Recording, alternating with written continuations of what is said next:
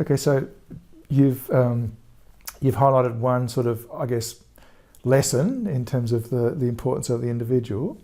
Can you reflect on any other important, let's say we're giving advice to someone just coming out of a PhD, what are some key insights that you'd share with them to set them up for a successful career? Right. and effective and influential career? Yeah. Sorry, just a small question. Yes. Yes. I think mentoring, I've always found mentoring to be very important. I keep very good relations with my ex-students, and when I leave, I always say to them, look, if you want to send me anything you've written with a policy brief or what have you, I'm always happy to read it. And I think, just going around, having done quite a bit of consulting and worked in East Asia, Southeast Asia and the Pacific, and looking at the sorts of trainings that we attempt to do, I think that what's not done enough is forming some sort of mentoring process which helps to reinforce and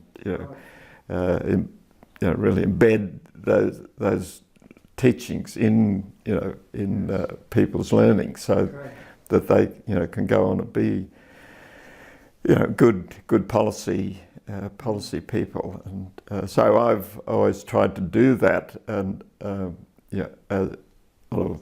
sort of one-on-one basis with ex-students. But I think it's something that we should pay more attention to in terms of improving the way in which we're helping people and helping countries. Yeah. You've seen, your own experience has sort of travelled through a range of different areas, a range of different topics, and what more broadly, what would you observe about the evolution of agricultural and resource economics during your career? How's it changed? Well, it's certainly changed in the movement from more the farm management type of interest to more policy interests. I'm not so happy, with the movement to rather esoteric mathematical type exercises which seem to fill the journal these days. I just see too much of that, and I edit the journal Asian Pacific Economic Literature, and which is about East and Southeast Asia and the Pacific Islands, and I really try as the managing editor to keep the alpha and betas down to a minimum, because that's we're trying to get policymakers and policy people who are implementing policy to really understand this stuff, and I think we just have to be careful about where we go with that sort of stuff. So let's change tack a little bit and talk about AARES, or in the old days the AARES, the Australian Agricultural Economic Society. You're a past president of the society.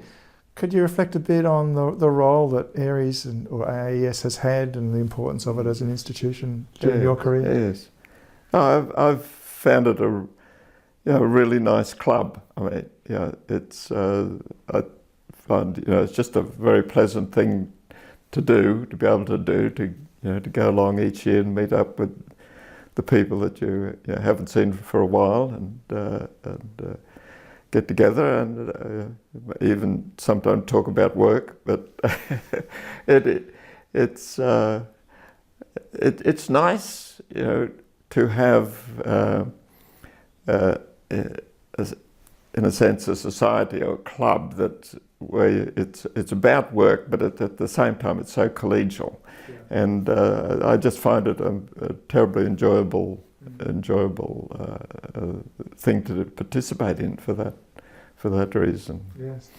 Do you have any thoughts on the challenge that AARES has in, I guess, in continuing to exist, which for that largely means how do they engage and attract and retain younger members? Yes, yes. Oh, I interpret what's been happening the last few years as really sort of changing the name of the society and what are other things to keeping up with the fashion, and I guess you have to do that.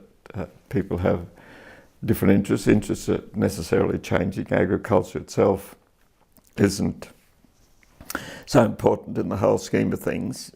Well, that depends where you are, whether you're in Australia or in Papua New Guinea.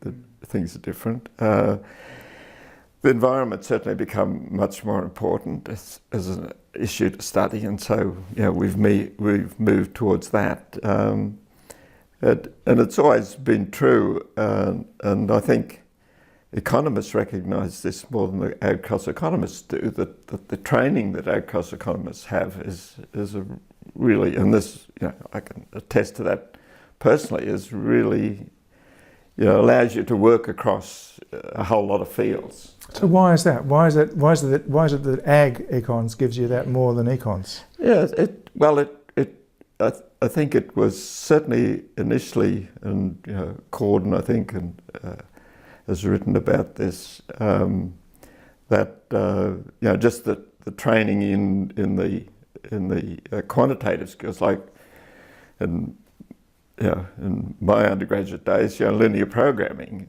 was big. I mean, you don't hear about that now at all, but I mean, I think if you have an understanding of linear programming, it can serve you.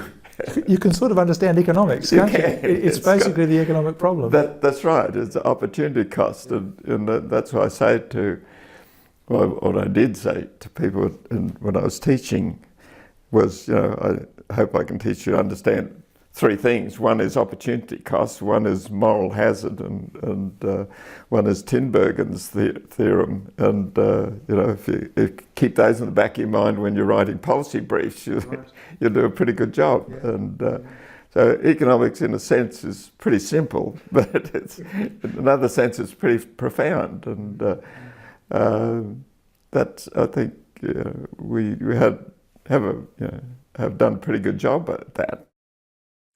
Okay, well, thanks very much, Ron. That's been really fascinating to learn some of your insights and some of your history. So thanks. Yeah, good. Thanks, Dave.